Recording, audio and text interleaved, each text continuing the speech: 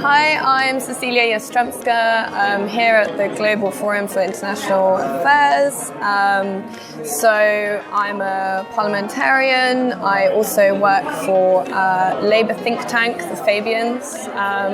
They have a couple of different networks, and the one I'm most interested in that ties in with this is foreign policy. I would say, very passionate about humanitarian affairs, global development, and where we're going in a sort of globalized world with gender equality. And that's what's sort of brought me here today. My expectations were basically to meet probably quite a few very intelligent people, network quite a bit, learn insights on, get insights into how each organisation works internally, which is always best from people who actually have worked there for X number of years, because they can say it with first-hand experience and, anecdotal experience, instead of just going on the website and seeing key criteria and seeing job profiles. So, for example, I asked a question earlier about, is an MA a prerequisite for working in the UN, which was something I was wondering about. And the guy that I spoke to, Matthew Jackson, who works in UNFDP, he was saying, do you know what, it would be nice to have, but not necessarily. Maybe there's something else that could count as that. But I think it is necessary really to come to these, because there might be routes into the organisation that you are not aware of. So I knew maybe 5 out of the 6 routes that the UN has to go into, but I didn't know the 6th, so that was also something to note down. And then it's really good to then talk to the people who are working there afterwards and gain that kind of insight from them about whether, what might be the best route for you, because you can have this generic presentation, but you can then get personalised advice from people and say, okay, I've got this experience, I'm this old, I'm a British citizen, and this is what I'm interested in. What do you advise? Definitely United Nations, so it was quite interesting for me. So Matthew Jackson had this entire presentation on, coincidentally, something I'm very interested in, which is gender equality, gender parity, and his was specialised with gender reproductive rights. So abortion rights is something I focus on quite a lot when sort of researching policy and analysing statistics and trends across the globe, how geopolitics influences and shapes reproductive rights. Say, for example, I found it interesting. So Donald Trump, by specifying how US aid could be spent in terms of a monetary fund, he then restricted hundreds of thousands of abortions by saying, oh, you're not allowed to give abortions, you can only give, life-saving aid.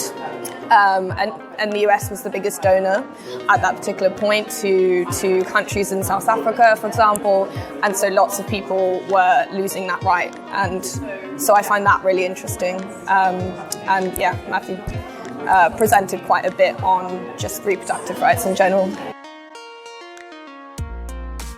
You never know what is going to be a catalyst or a pivotal point.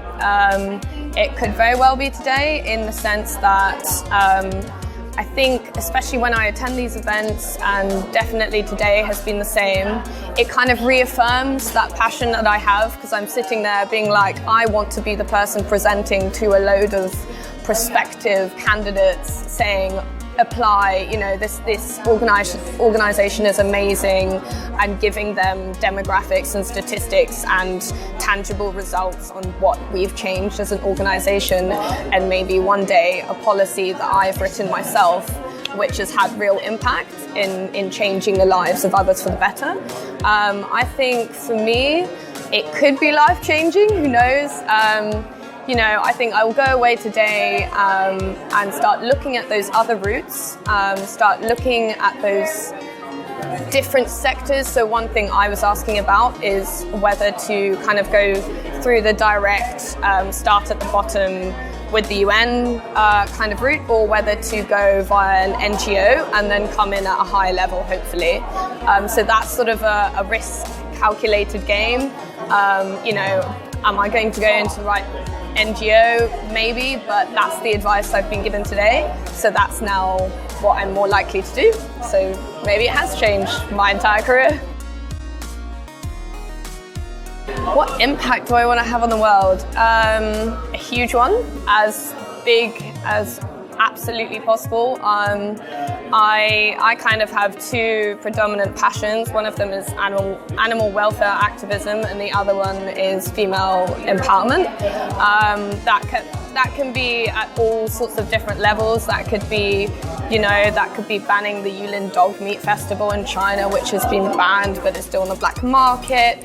Obviously there's FGM, there's reproductive rights, there's sort of all of these there's a lot of internalized sexism still within global institutions that kind of needs to be called out, held to account, and I think the entire way that we see our education and plan our education curriculums could be changed for the better a lot, to sort of implement it at a grassroots level and to kind of try and deconstruct the damaging and destructive gender norms and roles that we're supposed to be playing and that we are conditioned to play from birth, pretty much, and from social media and advertising. Maybe ideally one day I'll be general secretary. But yeah, just as high and as large and far-reaching as I possibly can, and that's why I want to work in international affairs.